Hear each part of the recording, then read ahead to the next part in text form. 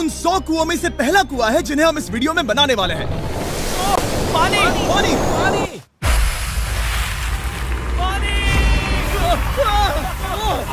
आपने अभी अभी केन्या के एक छोटे से गांव को पीने के पानी का अनलिमिटेड सप्लाई मिलते हुए देखा, वो भी सिर्फ 1 सेकंड में। अभी एक कुआं बना है और 99 बाकी है। आपको ये वीडियो बहुत पसंद आएगा। इन 100 कुओं को मिलाकर 5 लाख से ज्यादा लोगों को पीने का ताज़ा पानी मिलने वाला है। केन्या की इस साइट पर कुछ कुएं बनाने के बाद हम नाइरीरी स्कूल सिस्टम के साउथ में गए और कह सकते हैं कि उन्हें हमसे मिलकर बहुत खुशी हुई। क्या हाल है? मैंने ऐसा नहीं सोचा था। स्वागत के लिए शुक्रिया। समझ नहीं आता कैसे रिएक्ट करूं। बहुत बहुत शुक्रिया दोस्तों। हमारे आने पर इस गांव ने हमारा जोरों से स्वागत किया और नोलन इसमें थोड़ा खो गया।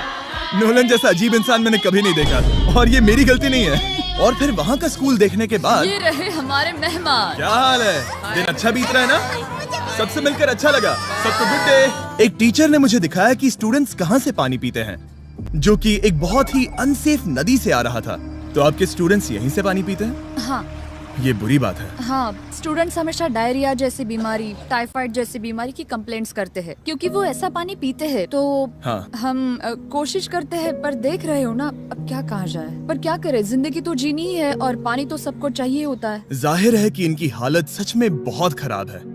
असुरक्षित पानी पीने से इन बच्चों की जिंदगी बहुत कम होती जा रही है, पर कम से कम इस गांव की मदद करने की हम पूरी कोशिश करने वाले हैं।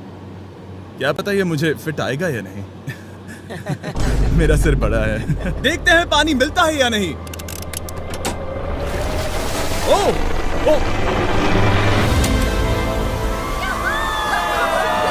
बारिश हो रही है, क्या नजारा है।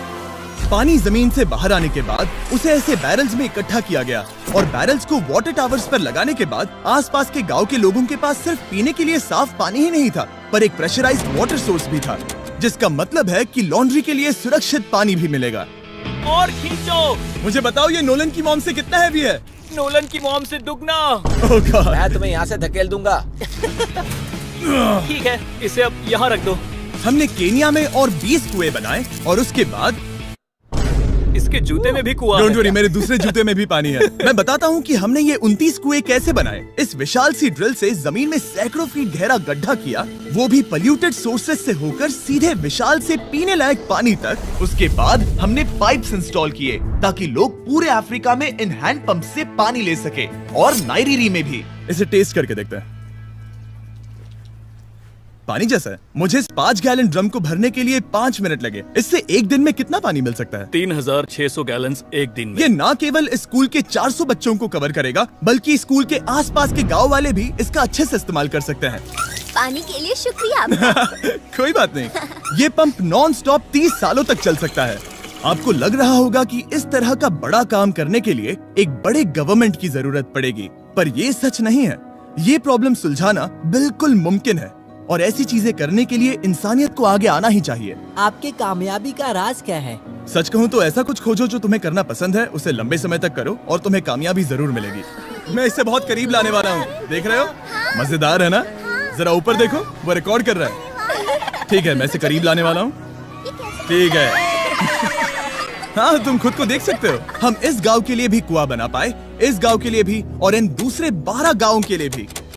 और जब हम ये पंप्स लगा रहे थे, तब हमने यहाँ के एक स्कूल को नए कंप्यूटर से अपग्रेड भी कर दिया। बच्चों को ये कैसा लगा? शुक्रिया, सच में उन्हें ये बहुत पसंद आया। खुशी है कि सब ठीक से हो गया। हमने क्लासरूम्स में नया फर्नीचर भी लगाया, उसके साथ कुछ शेल्व्स नई बुक्स के साथ, और सभी स्टूडेंट्स को एक फुटबॉल भी दिया। थैंक यू मिस्टर बीस, थैंक यू। यहाँ तक कि सभी क्लासरूम्स में नए व्हाइट बोर्ड्स और प्रोजेक्टर्स भी लगाए। आप सबको ये प्रोजेक्टर पसंद आया? हम चौक का इस्तेमाल कर रहे थे जिससे बहुत डस्ट होता था, लेकिन आज सब कुछ साफ है। हमें इस बात की खुशी है। कोई बात नहीं, इतना तो कर ही सकते हैं। पर जब हम 45वें कुएं की साइट पर गए, तब एहसास हुआ कि वहाँ का हाल और भी बुरा है। जब भी उन्हें पानी की जरूरत पड़ती थी, तब उन्हें जंगल से 1 मील खतरनाक रास्ता तय करके जाना पड़ता था, जो एक विशाल सी पहाड़ी से जाता है। मैं जल्दी उठता हूँ, लगभग सुबह 4 बजे, ताकि मैं स्कूल के लिए पानी ला सकूँ। यहाँ से पानी निकालना सेफ नहीं है। ये जगह बहुत स्लिपरी है, जिससे किसी को चोट लग सकती है। हमने उनके कुएं पर काम करना शुरू किया, तब उन्होंने मुझे दिखाया कि वो पानी कहाँ से निकालते थे। आपको दिन में ऐसे कितने चक्कर लगाने पड़ते हैं? 2 बार। दिन में 2 बार? ओह वाह, तो एक आम स्टूडेंट ऐसा ही कुछ ले जाता है? हाँ। ओह गॉड, अगर 200 स्टूडेंट्स ऐसा रोज करते हैं तो ये कितना मुश्किल होगा? बहुत मुश्किल हो सकता ओह गॉड, ये ढलान तो बहुत बड़ी है। अरे यार, ये ढलान तो रुकने का नाम ही नहीं ले रही। हर रोज मैं सच में दंग रह गया कि ये चढ़ाई कितनी मुश्किल थी। ये सब इतना कुछ करते हैं ताकि वो यहाँ तक पहुँच सके, जहाँ इन्हें साफ पीने का पानी मिल सके। आमतौर पर आप पानी यहीं से लेते हो? हाँ। और पानी भरने के बाद ये जग्स लगभग 18 किलो तक हो जाते हैं, जो इन बच्चों के लिए पहाड़ियों से ले जाने के लिए बहुत मुश्किल है। लेडीज आराम से ये 2 उठा सकती ओह, हैं। तो मैं अभी जरूर ले जा पाऊंगा। और एक बार हमने जग्स भर लिए, उसके बाद वक्त था वापस ऊपर जाने का। जल्दी करो, चलते हैं।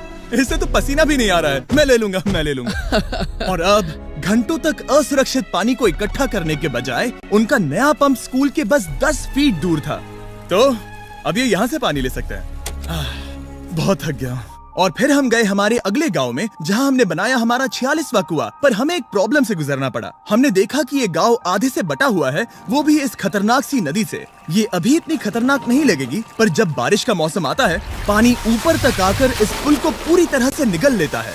और ये पुल इसलिए इतना जरूरी है क्योंकि वहाँ जो गांव है, वहीं पर सभी हॉस्पिटल्स और स्कूल्स हैं, इसलिए यहाँ से रोज गुजरना पड़ता है। ये खतरनाक है, लेकिन इस पुल के अलावा इनके पास और कोई ऑप्शन नहीं है। जब ये नदी उफान पर होती है तो ये किसी को भी बहा ले जाती है, लोग, स्टूडेंट्स, यहाँ तक कि जानवर भी। हाल ही में इस नदी को क्रॉस करने की कोशिश में हमने 3 लोगों को खो दिया। इस तरह किसी की जान जाना पागलपन है और हम इसे स्वीकार नहीं कर सकते। और जिस पल हमने इस बारे में सुना, तब हमें मदद करनी ही पड़ी। तो पंप तक जाने वाले पुल को जब हमने ठीक करना शुरू किया, तब हमने केनिया से 2000 मील दूर जिम्बाब्वे देश का भी सफर तय किया। अफ्रीका में आए 1 हफ्ते से ज्यादा हो गया है और अब भी कई पंप्स लगाने बाकी हैं। तुम में से बदबू आ रही पर है। मैंने सुबह ही शावर लिया था। बात होते ही मैं हाथ नीचे ले लूंगा। इस काम के लिए मैं तुम दोनों पर भरोसा कर सकता हूँ? हाँ। हमें सबसे पहले एक लोकल हॉस्पिटल की जांच करनी थी, जहाँ साफ पानी की सख्त जरूरत थी। अंदर जाने पर हमें पता चला कि इस क्लिनिक की इस गांव को कितनी जरूरत थी। 1 साल में यहाँ पर कितने बच्चे जन्म लेते हैं? 1 महीने में करीब 50। इसका मतलब 1 साल में पूरे 600। वाह! पर दुख की बात यह है कि इन प्रेग्नेंट महिलाओं को सिर्फ पानी लाने के लिए 1 मील तक जाना पड़ता है और इन भारी बकेट्स को लेकर वापस आना पड़ता है। पर अच्छी खबर ये है कि हमने इनकी पैसों से मदद की यहाँ पर एक मॉडर्न पंप लगाने के लिए। और अब बस देरी थी इसे शुरू करने की। ठीक है नोलन, क्या तुम तैयार हो? मैं तैयार हूँ। ओवर। मुझे एक ड्रामेटिक जूम इन दो। नोलन, मैंने बटन दबा दिया है, ये काम कर रहा है? पानी आ रहा है। आप जाकर चेक करना चाहेंगे? हाँ। वहाँ पर? हाँ, चलो चलिए, चलते हैं।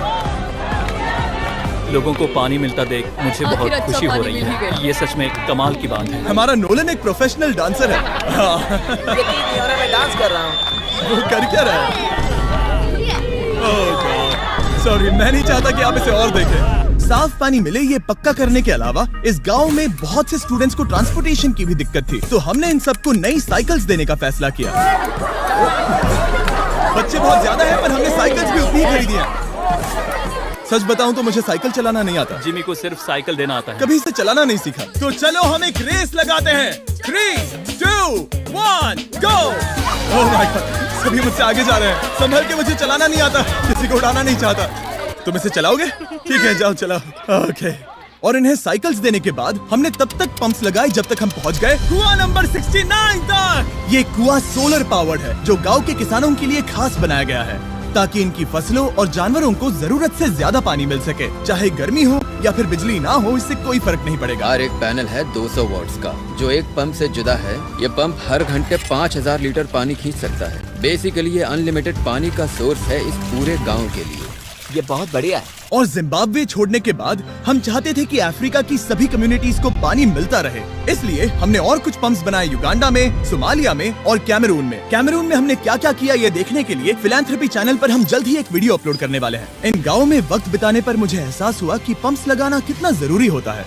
कैसे ये खेती को पानी देते हैं, भूखे का पेट भरते हैं, कैसे ये हॉस्पिटल्स को साफ सुथरा रखते हैं और सबसे जरूरी कैसे ये आने वाले पीढ़ी के बच्चों के लिए लंबी और हेल्दी जिंदगी जीने में मदद करते हैं और इससे कम्युनिटीज का भविष्य भी सेफ हम होता है। बहुत समय से इंतजार कर रहे हैं साफ पानी के लिए। Water is life. और कुछ लोकल लोगों की मदद से हमने आखिरकार ये पुल पूरा कर ही लिया, जिसे ये कम्युनिटी अगले 100 सालों तक इस्तेमाल कर सकती है। कई जिंदगियां बचेगी, परिवार एक साथ आएंगे, परेशानियां चली जाएंगी। इस वीडियो में हमने जो 100 पंप्स लगाए हैं वो कई जिंदगियां बदल देंगी, पर ये काफी नहीं है। इसीलिए मैं चाहता हूं कि आप जाने से पहले beachphilanthropy.org/wells पर जाएं और मुमकिन हो तो पैसे डोनेट करें। मैं सच कह रहा हूं, हमें इस वीडियो से एक पैसे का भी फायदा नहीं हो रहा है। इस वीडियो से जितने भी पैसे आएंगे वो 100% इन पंप्स को बनाने में खर्च होंगे, वो भी पूरी दुनिया में। पता है ये अजीब है कि एक यूट्यूबर को ये सब करना पड़ रहा है, पर किसी को तो करना ही होगा। अगर कोई नहीं करेगा तो हम ये करेंगे ही। आप देख सकते हैं इस काम से कई कम्युनिटीज की जिंदगियां बदल रही हैं।